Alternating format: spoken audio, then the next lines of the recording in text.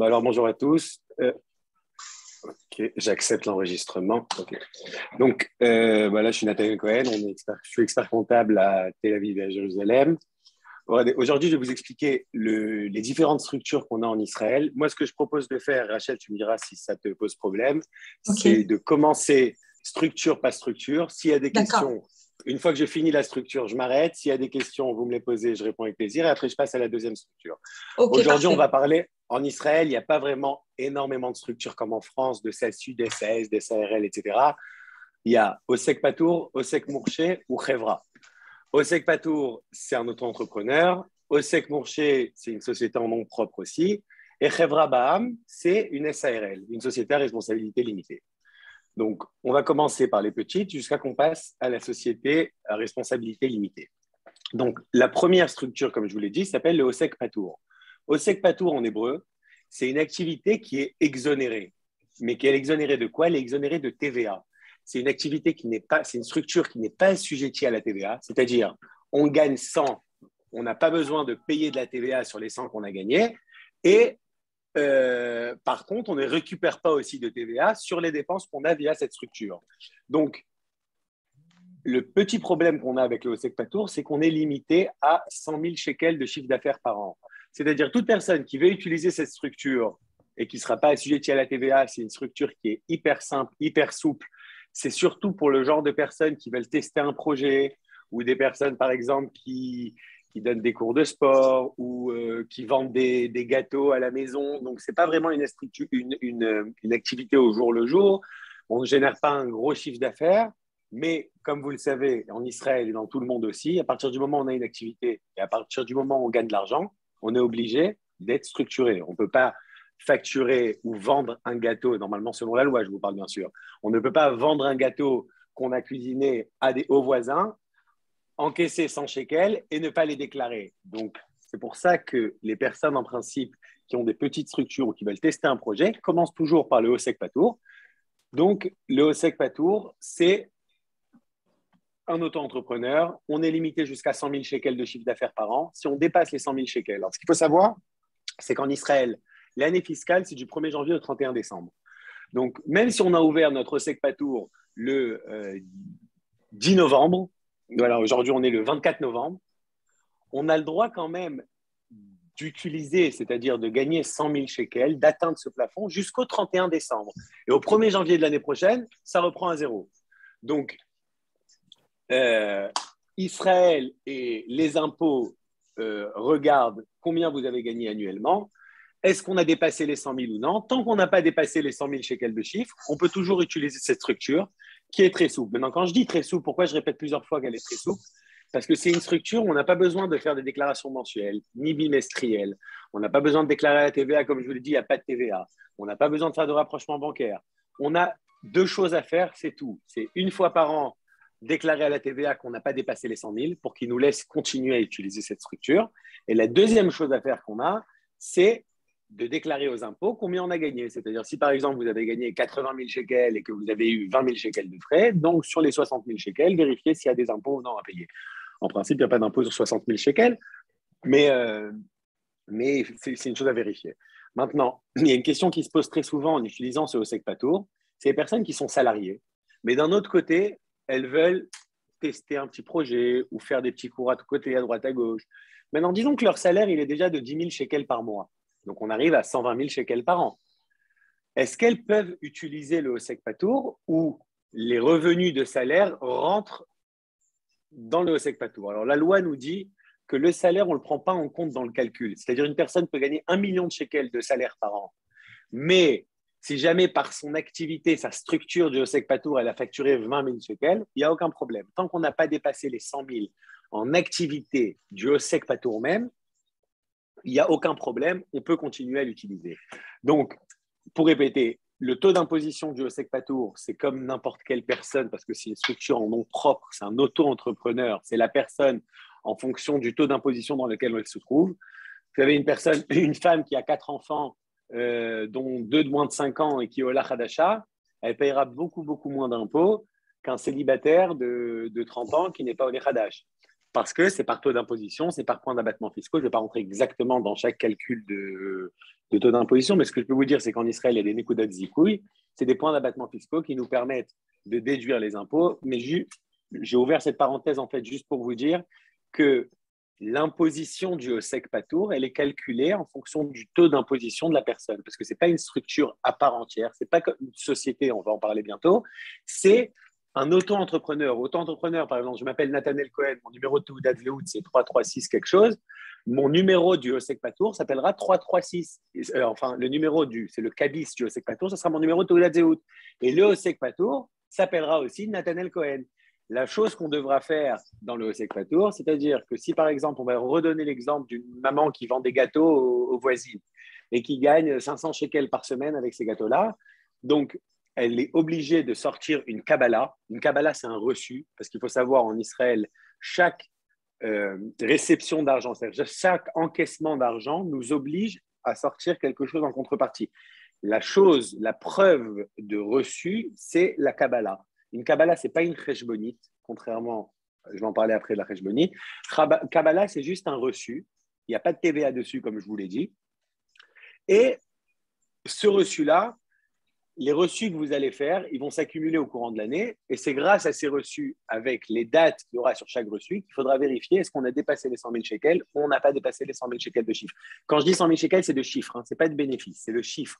Même si vous avez un bénéfice de zéro, il s'en fiche. Si on a dépassé 100 000 shekels de chiffre, on ne peut plus utiliser cette structure. Maintenant, si jamais on dépasse en cours d'année les 100 000 shekels, alors ce qu'il faudra faire, c'est informer la TVA au cours d'année. Par exemple, on est arrivé à 103 000.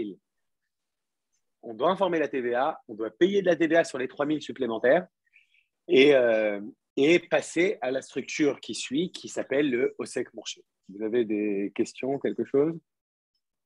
Oui, bonjour, je m'appelle Julien, j'ai une question. Si on prend l'exemple de la maman qui vend les gâteaux, bon, disons qu'elle arrive, elle fait plus que 100 000 shekels de gâteaux, elle fait de la maison.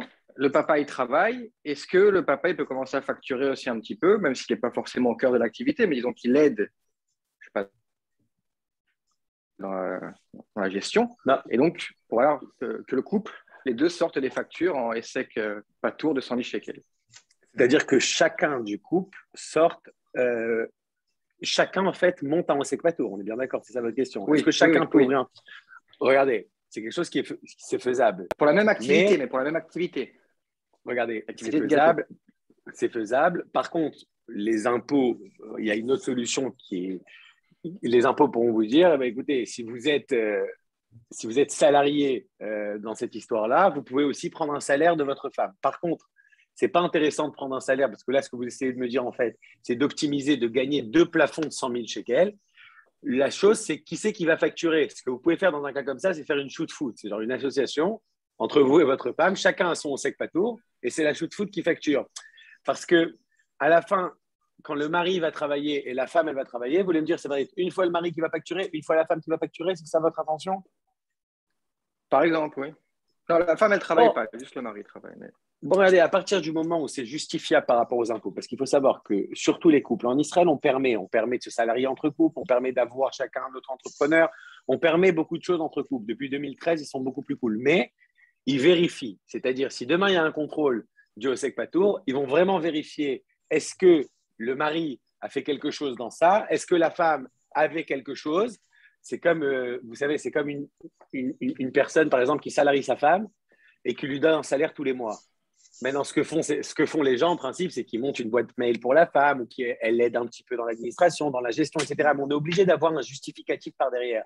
Parce que ça aurait été trop simple, d'après d'optimiser, que chacun optimise avec les 100 000, si on n'a pas de justificatif par derrière. Mais pour répondre à votre question, oui, mais c'est très contrôlé. Ça veut dire, c'est oui, mais c'est très contrôlé. Mais d'un autre côté aussi, il y a une autre chose qu'il faut vérifier, parce que je ne vous l'ai pas dit, c'est que ça, c'est bien pour les 100 000. Mais le taux d'imposition, il s'accumule en fonction de tous les revenus. C'est-à-dire, si le mari, il a un salaire à côté de 20 000 shekels par mois, ça ne va peut-être pas forcément valoir le coup qu'il monte aussi en Osek Patour et qu'il va facturer 100 000, parce que là, il ne va plus être à 20 000, il va être à 300 000 annuels ou 350 000, donc le taux d'imposition va exploser, et là, ça ne vaudra pas le coup. Vous avez compris? Donc, c'est possible qu'on passera un palier supplémentaire. Donc, ça, c'est des simulations à faire, à vérifier en fonction des revenus de chaque personne. Mais oui, techniquement parlant, c'est faisable. Et pour quelque chose, enfin, manicure à domicile, c'est difficile si la femme le fait, c'est difficile à prouver que le mari sorte les factures, en fait. Ouais, ça, voilà, exactement. Vous avez donné le bon exemple. C'est exactement ça. Voilà. Manicure à domicile, c'est problématique. OK. Pour le Osek Patour, c'est bon. Je veux conclure sur le Osek Patour parce que je veux qu'on passe aussi à la société. La société, ça va prendre un peu plus de temps. Juste pour finir. Il y a une question. Daniel, allez-y. Oui, est-ce que c'est un statut qui est valable aussi pour les retraités? Je suis Ola Hadasha, retraitée en France, et je souhaiterais monter une structure. Est-ce que c'est valable? Il n'y a aucun problème, madame. Il n'y a aucun problème.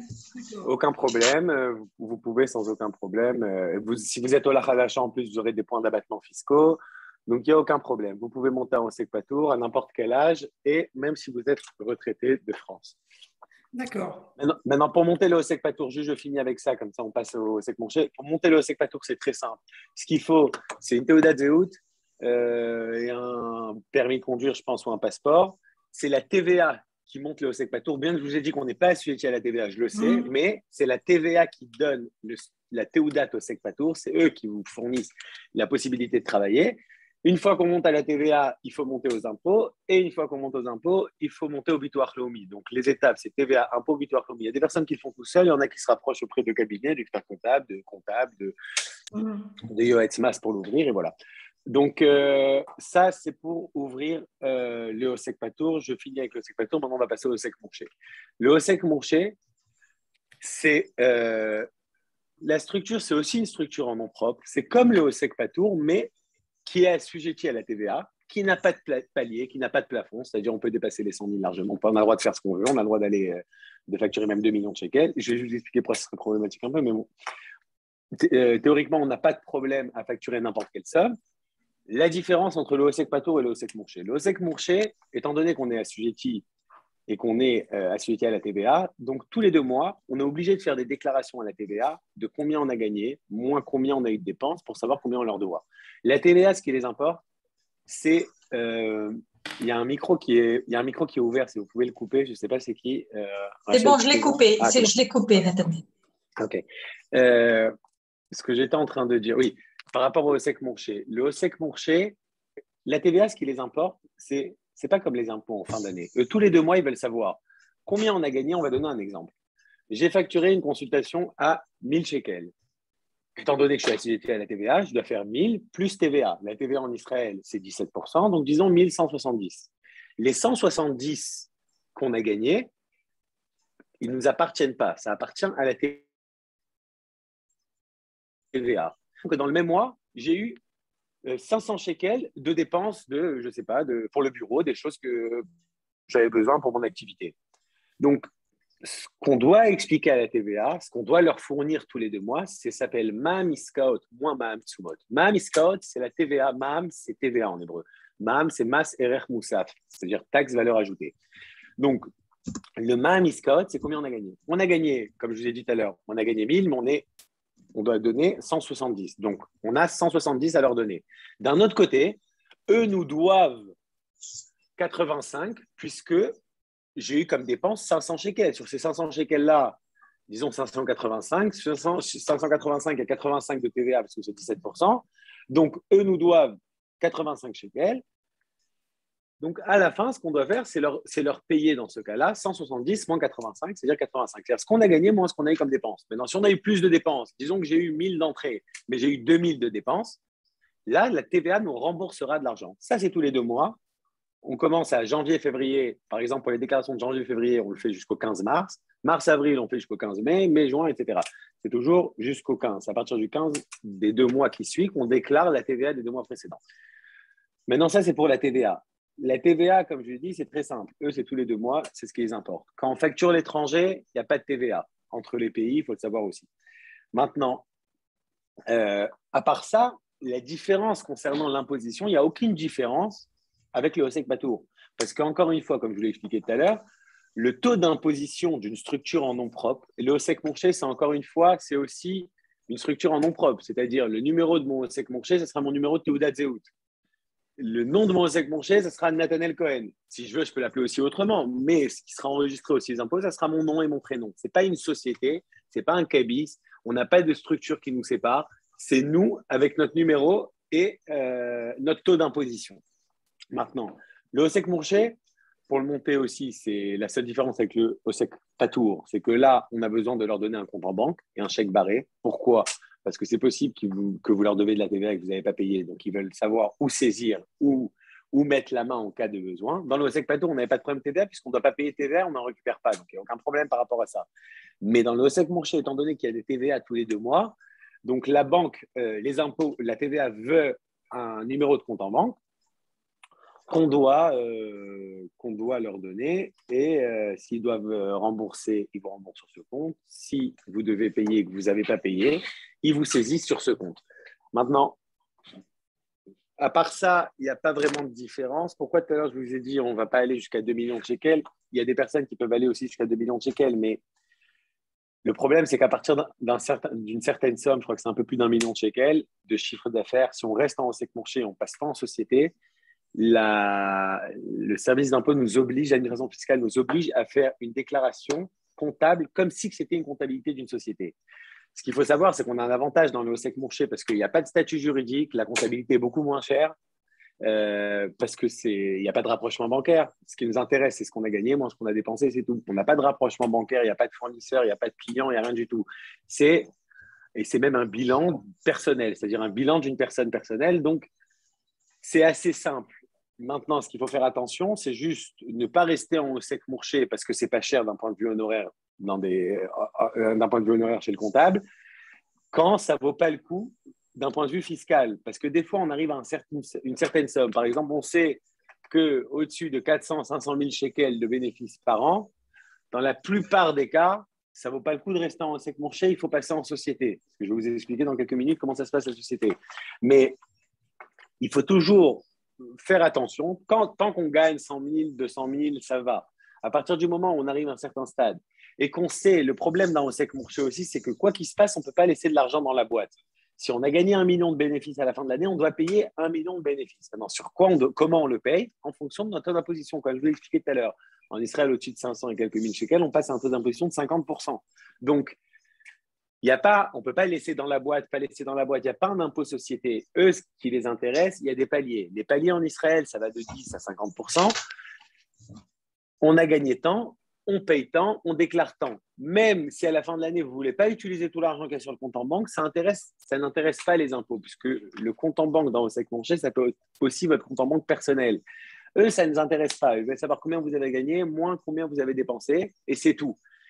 Donc, c'est pour ça que des fois, dans certains cas, il y a des personnes qui se retrouvent à payer des montants d'imposition qui sont vraiment élevés, alors que s'ils avaient ouvert une société et ils avaient optimisé avec la société entre un salaire d'un côté et des investissements de l'autre côté ou des dividendes un peu comme ça, ça aurait pu être avantageux. Donc, c'est pour ça que c'est des choses qu'il faut, quand vous voyez que votre OSEC Mourché tourne bien et qu'on arrive déjà à des sommes conséquentes et vraiment importantes à payer aux impôts, là, il faut vérifier vérifier avec votre comptable si ça ne vaut pas le coup peut-être de passer en société.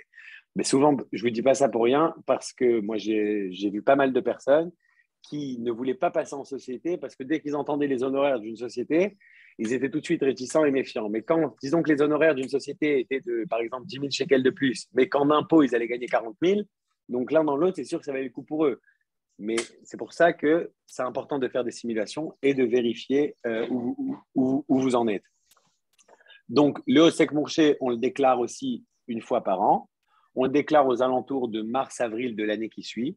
C'est aussi une année fiscale du 1er janvier au 31 décembre. On déclare la TVA tous les 2 mois, les impôts en mars de l'année d'après. On fait un bilan personnel. Le bilan personnel, il s'appelle le Elef Shloshmot Ve'echad, c'est le 1301.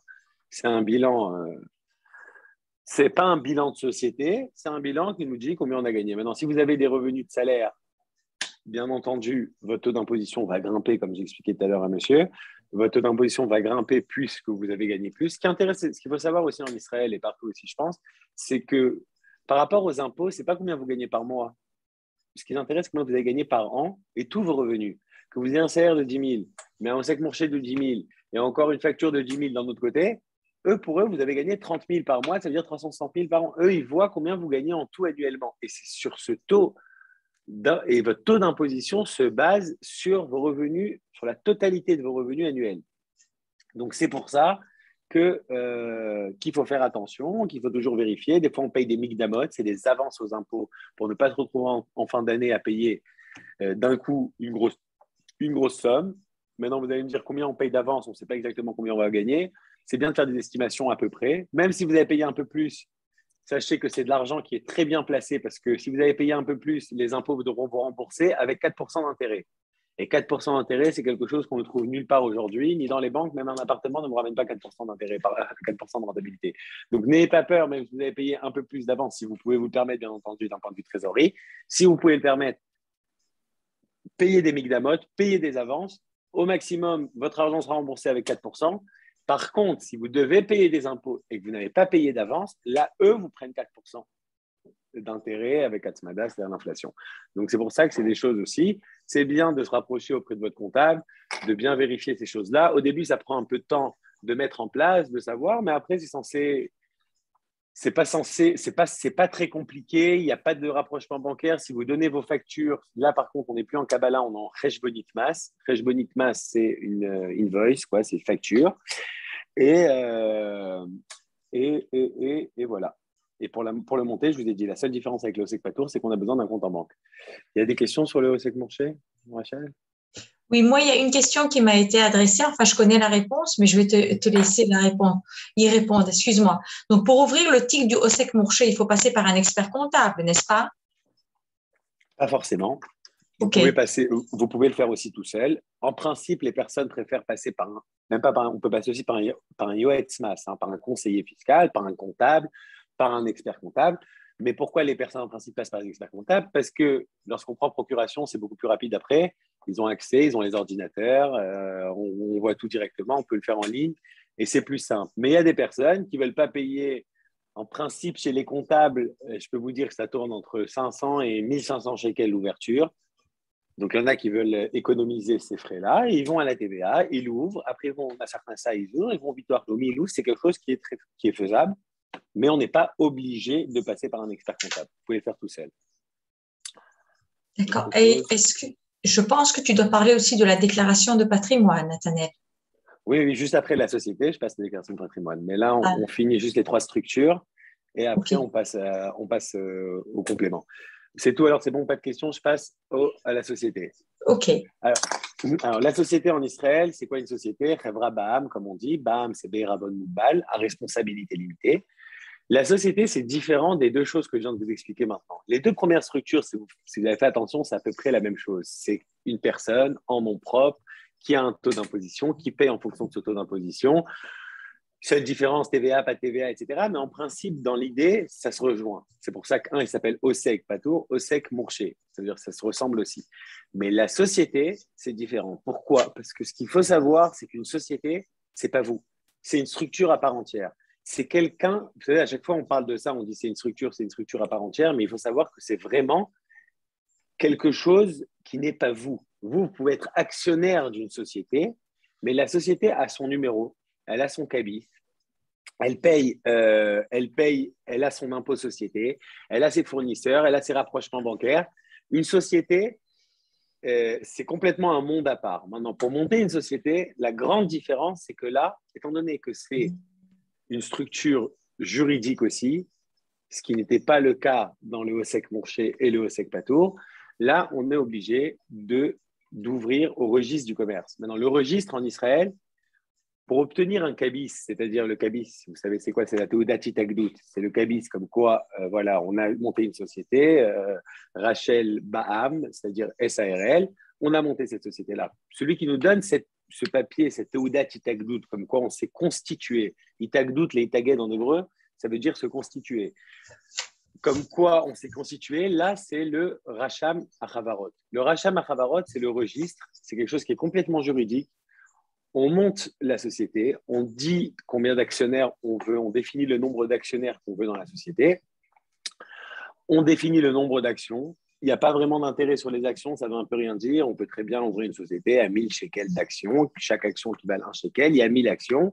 Il y a 2 actionnaires. Chacun détient 500 actions et c'est tout. Maintenant, lorsqu'on monte, il faut vérifier si le nom que vous voulez utiliser est pris ou non. Donc, c'est pour ça qu'on doit proposer 4 noms de société en priorité. C'est-à-dire, le premier nom, c'est celui que vous voulez le plus. Si jamais le premier est pris, il passe tout de suite au deuxième. Si le deuxième est pris, il passe en troisième. Donc, vous allez proposer 4 noms de société que vous souhaitez avoir. Vous allez écrire les statuts. Vous n'allez pas vous écrire, quoi, mais on va écrire, ou l'avocat qui s'occupe de ça écrira les statuts. Enverra ça au Racham HaChavarot.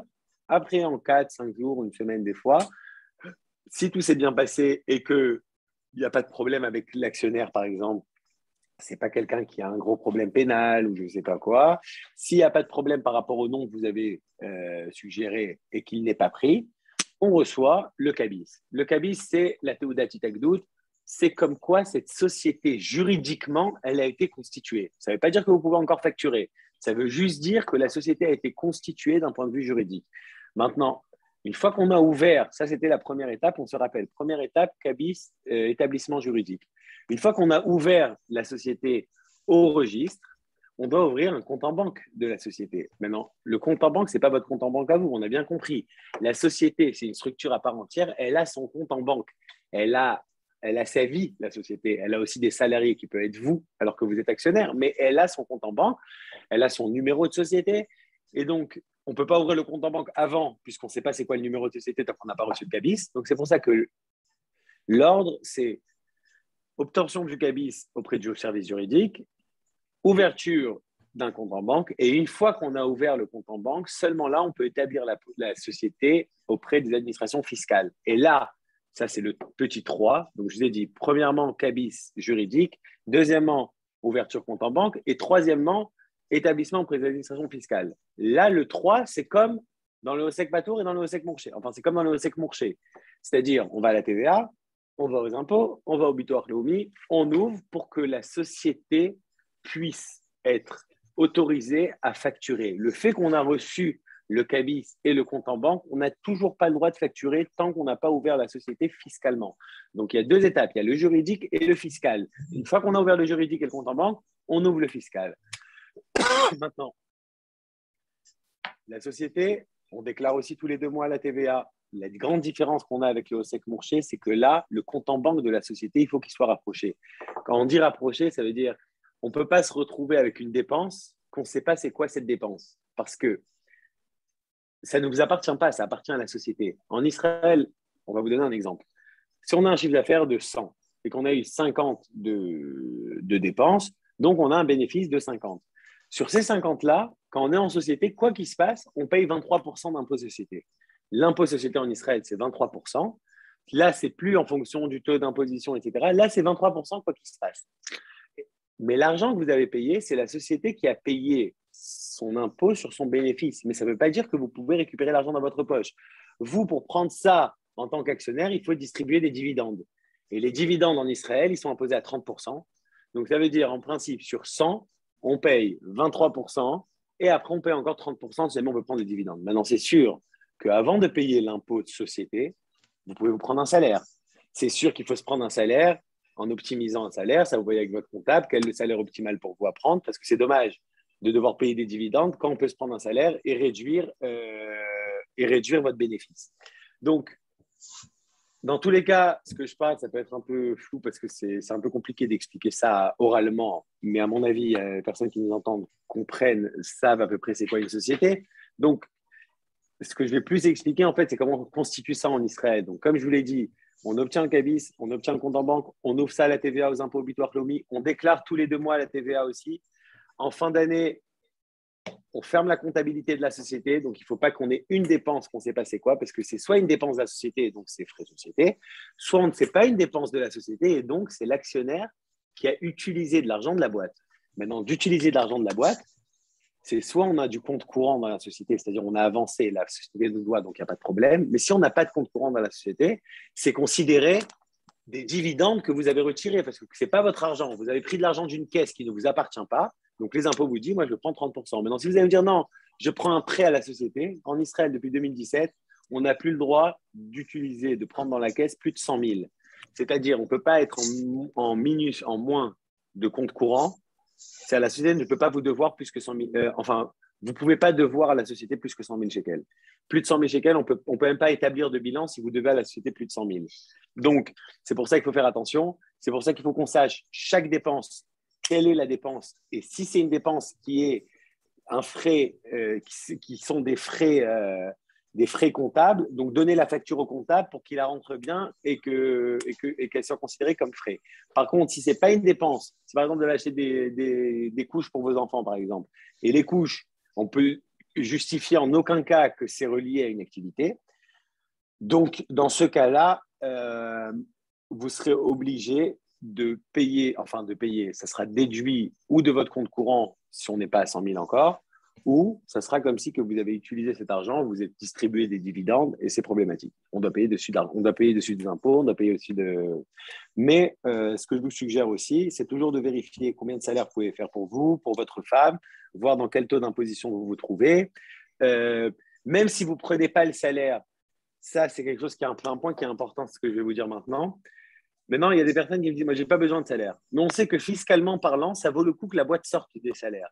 Donc, ce que je suggère, c'est faites quand même des salaires. Si on sait que, optimalement, on peut faire des salaires et ça va nous faire gagner de l'argent, ça va nous faire gagner des impôts, même si vous ne prenez pas le salaire, ça sera de l'argent que la société vous devra. Donc, à n'importe quel moment, vous pourrez récupérer cet argent.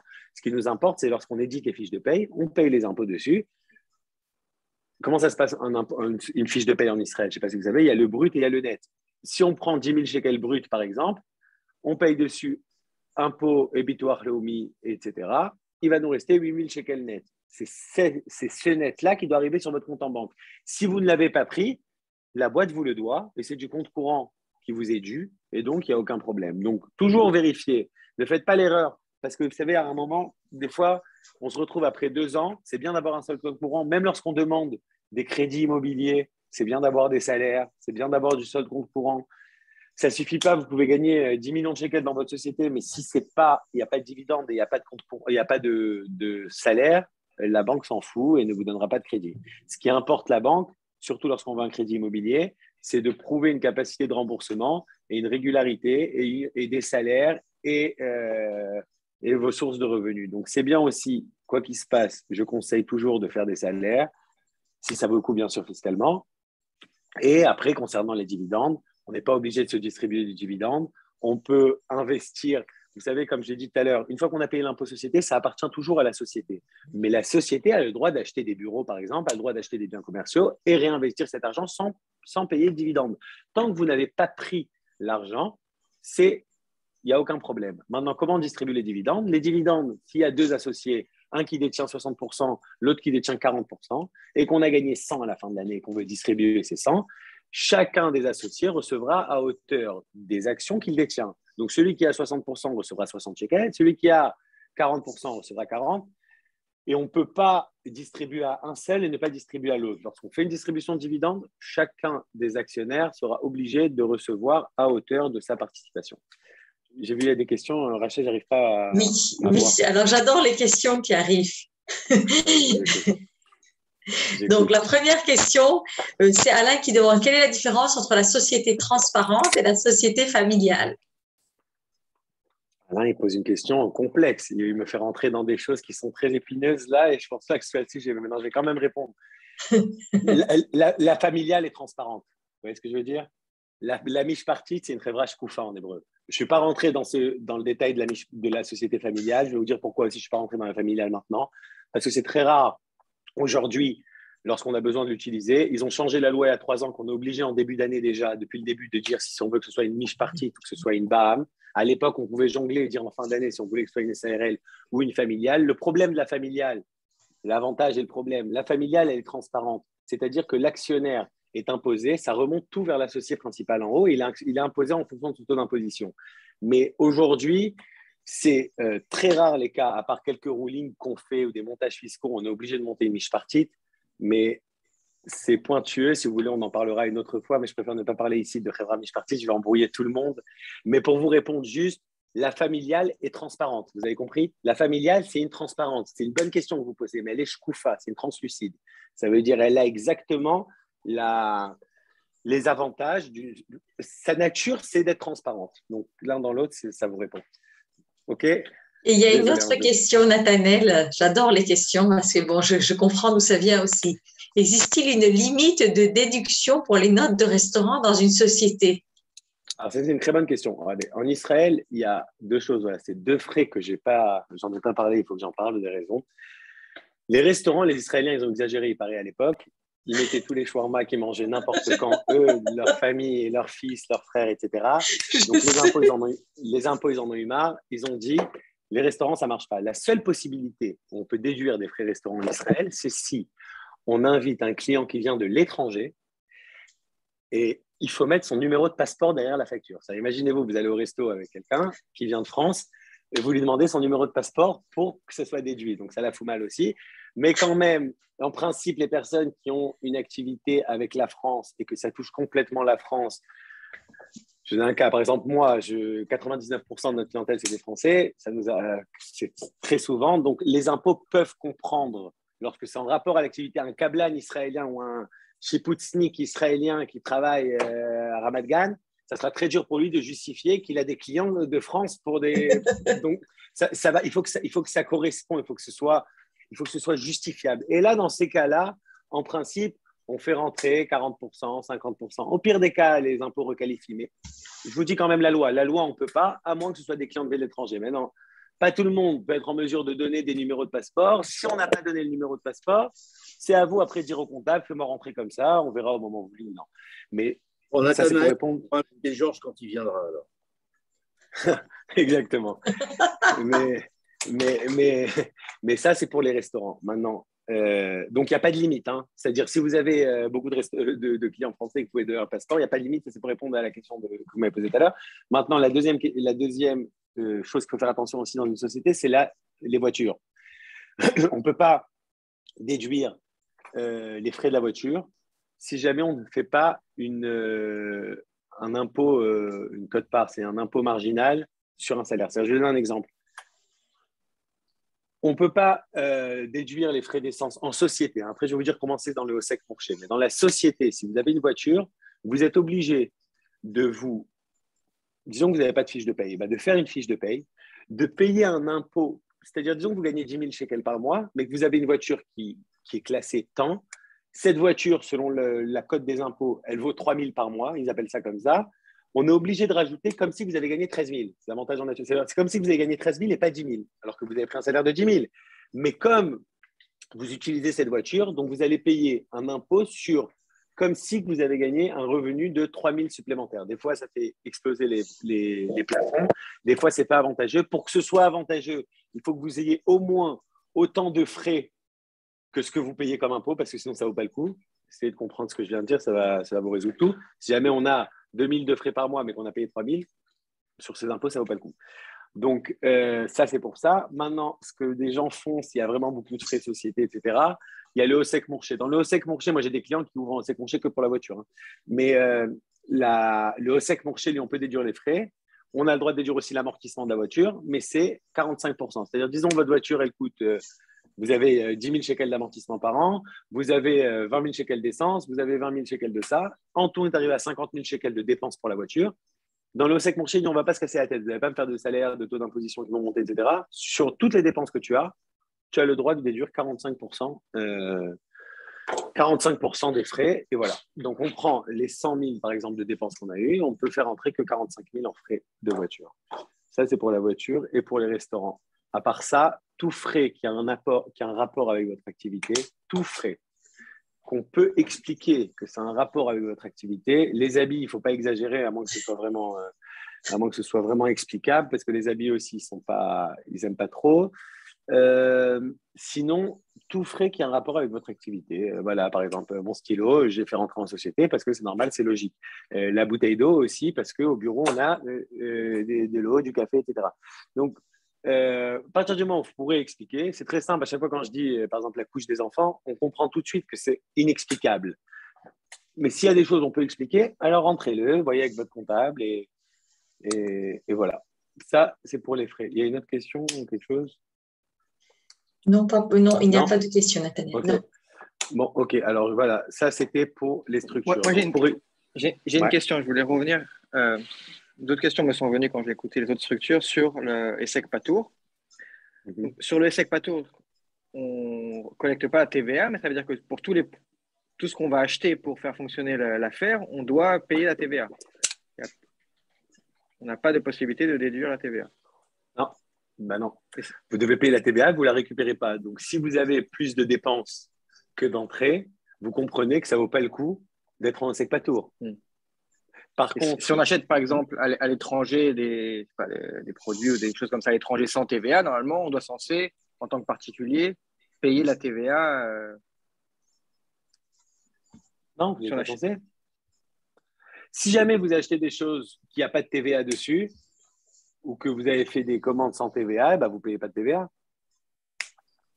Ok.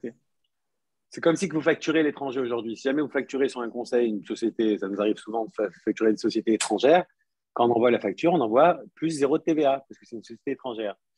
Donc, mais regardez, le ESSEC Patour, c'est bien de se rappeler toujours, moins l'histoire de la maman qui fait peut-être les gâteaux, plus le prof de sport sur la taillette à Tel Aviv. Pourquoi? Parce que lui, il n'a aucune dépense. Il n'a aucune dépense. Il a peut-être ses barres de TRX là, qui amène des fois, mais sinon, il n'a aucune dépense. Et il a des entrées. Donc, lui, c'est sûr que le ESSEC Patour, c'est avantageux pour lui, parce que normalement, sur toutes ces entrées-là, il aurait dû payer 17%. Vous voyez ce que je veux dire? Surtout qu'il fait ça aux particuliers. Et un particulier, il ne comprend pas TVA, pas de TVA. Les gens, ils s'en foutent. Ils disent combien on va au supermarché. On va pas vous dire que la clémentine, elle coûte 10 plus TVA. Vous dites, elle coûte 12. Par contre, si vous allez quand c'est business to business, s'il n'y a pas de problème. Les gens savent, nous, quand on parle sans TVA, les prestataires aussi, nos fournisseurs aussi. Mais quand on parle à des particuliers, ils s'en fichent. Eux, ils veulent savoir le prix total. C'est pour ça que dans ce genre de structure, dans ce genre d'activité, pardon, quand on se retourne vers les clients, le ESSEC Patour peut être avantageux. 100 000, c'est pas mal pour 100 000 par an, sans payer de TVA, ça fait gagner quand même 17 000, sinon on n'a pas beaucoup de frais. Voilà. Ça, c'est pour les structures. Je résume, après je passe à la déclaration de patrimoine, on finit avec ça. Les structures, donc j'ai dit ESSEC Patour, ESSEC Mourché, c'est les deux sociétés en nom propre. C'est juste que le ESSEC Patour, il est Patour, ça veut dire quoi Patour? Exonéré de TVA. Et donc, on n'est pas assuré TVA, on ne dépasse pas les 100 000 shekels. ESSEC Mourché, on a la TVA dessus, on doit déclarer tous les 2 mois. Le ESSEC Patour, on ne le déclare qu'une fois par an, mais les deux, notre numéro de société, c'est votre numéro de Teudat Zehut. Ça, c'est pour les structures en nom propre. Vous allez vous rappeler, société en nom propre 1, société en nom propre 2, un qui est Patour de TVA, l'autre qui est Chayav de TVA. Maintenant, et après, la société, la SARL. La SARL, elle a une étape en plus que les deux autres. C'est lorsqu'on la monte, on est obligé d'obtenir un cabis, c'est-à-dire se renseigner auprès du registre, d'obtenir une Teudat Itagdout, comme quoi la société elle a été juridiquement ouverte. On a l'étape juridique, on n'a pas seulement l'étape fiscale. Dans les deux autres sociétés, pour la monter, c'est, comme je disais tout à l'heure, TVA, impôt, bitoire, tobie. C'est que du état fiscal. Dans une société, on a aussi l'élément juridique, c'est-à-dire on doit monter les statuts, on doit obtenir le registre, on ouvre le compte en banque de la société et après on ouvre fiscalement. La société en Israël est imposée à 23% d'impôt société, 30% d'impôt sur les dividendes pour l'actionnaire majoritaire, sinon c'est 25%, mais bon, 30% d'impôt sur les dividendes. La société doit faire un bilan de société qui est différent, ce n'est pas seulement un bilan personnel. L'actionnaire de la société doit faire aussi un bilan personnel plus son bilan de société. Donc, la société, c'est beaucoup plus complexe. Les honoraires aussi partout valent beaucoup plus. Donc, la société, les avantages d'une société, c'est deux choses. C'est soit on a besoin d'un écran juridique et de quelque chose qui nous sépare, nous, de notre activité, soit ça ne vaut plus le coup, tout simplement, d'être en ESSEC Mourché d'un point de vue fiscal et qu'on veut être en société parce qu'on sait qu'en société, quoi qu'il se passe, on ne dépassera pas les 23% d'impôt de société déjà d'entrée. Comme j'ai dit tout à l'heure au ESSEC Mourché, on ne peut rien faire. On a gagné 100 en fin d'année. Si jamais on est dans un gros taux d'imposition, ils nous tapent quoi qu'il se passe. Donc on ait besoin, on n'est pas besoin. Dans une société, il y a des gens qui n'ont pas besoin de tout l'argent qu'il y a dans la société. Donc eux, ils disent, OK, impose-moi seulement impôt de société, je prends mon salaire aussi avant, et après, je réfléchis ce que je fais, si je distribue des dividendes, ou je réinvestis, ou je truc. Mais au moins, ça laisse le temps de respirer en fin d'année. Voilà, ça, c'est les 3 structures. En principe, lorsqu'on monte une activité, c'est pour ça, Rachel, je voulais finir avec ça. Lorsqu'on monte une activité, normalement, assez rapidement, vous allez recevoir une déclaration de patrimoine. La déclaration de patrimoine, sachez aussi que les 3 structures que j'ai dit, qu'on soit Olé Khadash ou pas Olé Khadash, à part qu'on ait des petits points d'abattement fiscaux, mais il n'y a pas la loi des 10 ans dessus. À partir du moment où il y a une structure en Israël, on est imposé en Israël. On ne peut pas dire, voilà, je suis Olé Khadash dans les 10 ans, je ne veux pas être imposé sur ma société ou je ne veux pas être imposé sur mon Osek Morché. La structure, on est imposé à une imposition territoriale lorsqu'on est Khadash, lorsqu'on est Olé Khadash pendant les 10 premières années. Donc, dans tous les cas, quoi qu'il se passe, c'est une structure israélienne, on est imposé en Israël. Maintenant, vous allez recevoir une déclaration de patrimoine. Alors, la déclaration de patrimoine, c'est une Hatzarat On, on appelle ça en hébreu. Ils vont vous demander à une certaine date, par exemple au 31 décembre 2020, vos comptes en banque, le solde des comptes en banque au 31 décembre 2020, vos voitures, vos avions, si jamais vous en avez, il y a marqué aussi, les bateaux, les meubles de valeur, les prêts hypothécaires, les maisons, les coffres-forts. Ils demandent un peu tout. La première déclaration de patrimoine, elle sert de comparatif aux prochaines. C'est-à-dire une personne, par exemple, qui s'est évaluée à 2 millions de shekels et que dans 5 ans, il vous redemande une déclaration de patrimoine. Et que là, vous n'êtes plus à 2 millions, vous avez acheté une Porsche, vous êtes à 3 millions, votre valeur. Mais que pendant ces 5 années-là, vous n'avez rien déclaré comme salaire, rien déclaré comme revenu. Donc ça paraît bizarre, les impôts vous disent, attendez, il n'a rien déclaré et sa déclaration est montée. Donc il y a un problème, donc il y a eu du noir, donc il y a eu je ne sais pas quoi. Donc c'est pour ça que la première déclaration, c'est devenu tellement acceptable de le dire, donc ça ne me dérange pas de le dire, même si enregistré. La première, on la gonfle. Quand je dis on la gonfle, c'est-à-dire on essaye vraiment de ne rien laisser, n'importe quel bijou que vous avez, n'importe quel… chaque chose, chaque meuble qui vaut plus de 3000 shekels, de le mettre parce que ça va vous servir au moment voulu si jamais il y aura un problème. Maintenant, les Olim Khadashim, qui sont dans les 10 années d'Aliyah, ne faites pas plus que ce qu'on vous demande, ne déclarez rien de ce que vous avez à l'étranger. Vous n'avez pas besoin, vous êtes exonéré d'impôts et de déclaration d'impôts sur les revenus que vous générez en dehors du territoire. Ne déclarez rien. C'est la loi 168. Il y a quelques comptables et experts comptables et des avocats qui disent de toute façon, on n'a rien à… Ça l'a fait bien, c'est bien de déclarer, on n'a rien à se reprocher, etc. Moi, je vous dis, ne déclarez pas, ça ne sert à rien. Ça paraît même bizarre de déclarer quand on n'a pas besoin. Ne faites pas trop de zèle. On est exonéré de 10 ans. Mieux vaut que les impôts ne savent pas ce que vous avez.